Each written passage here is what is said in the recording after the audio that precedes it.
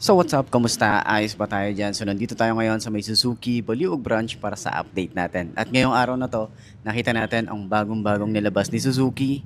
Ito yung Bergman 1.5. Tara, alamin natin yung presyo at yung specification kung sulit nga bang bilhin ngayong 2026. Tara, samahan nyo ako. Walk around natin to. Ayos na ayos yan.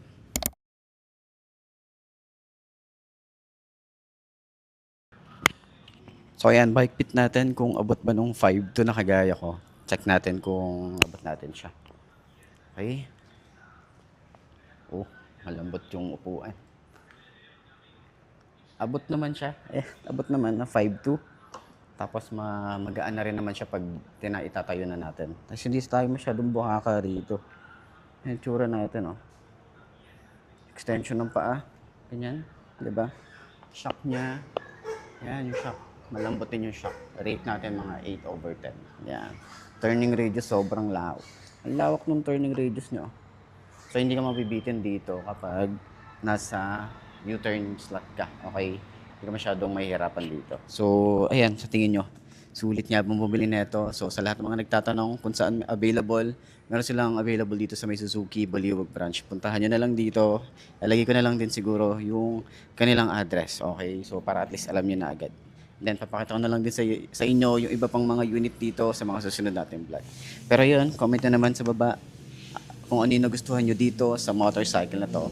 Sa specs niya, makikita nyo naman dyan sa side ng screen para at least dun sa full specs niya. And then sa iba pang mga features, check nyo na lang. Okay?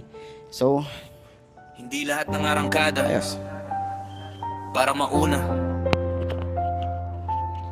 Minsan para lang makauwi. Yeah. Galing sa baba, ngayon nasa kalsada, pangarap ang dala. Hindi puro yabang lang pre, bawat patak ng pawis naging litro ng gasolina. Lahat ng hirap kahapon dahilan kung bakit ibumbak. Hindi ako nakikipagkarera sa iba, sarili kong kahapon ang gusto kong talunin.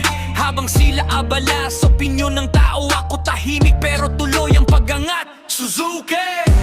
Ride with a purpose. Hindi lang forma, may lalim ang serbisyo. Full tank ng pag-asa, walang atras kahit rough road. Kapag pamilya ang dahilan, walang overload. Suzuki, ride with a purpose. Hindi kailangan ng ingay para mapansin. Bawat ikot ng gulong may kwentong baon. Hanggang dulo ng biyahe, uloy na kayo ko sa Panginoon. Hindi ako mayaman pero may direksyon. Hindi bago ang motor pero bago ang misyon. Lahat ng gas-gas, trophy ng pakikibaka. Hindi kayang bilhin ng pera ang tibay ng paninindigan. Maraming mabilis pero kaunti ang tumatagal. Maraming maingay pero kakaunti ang may laman. Mas gusto kong respetuhin kaysa katakutan. Kasi ang tunay na ride, inuwi ang pamilya ng ligtas. Kung bumagal ako, hindi ibig sabihin talo. Minsan ang mabagal siyang umaabot sa dulo.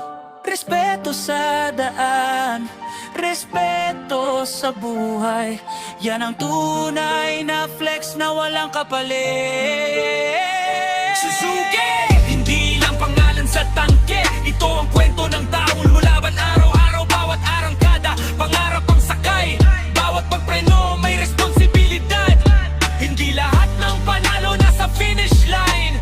Minsan ang tunay na tagumpay, yung ligtas kang umuwi at mayakap mo ulit ang mga naghihintay.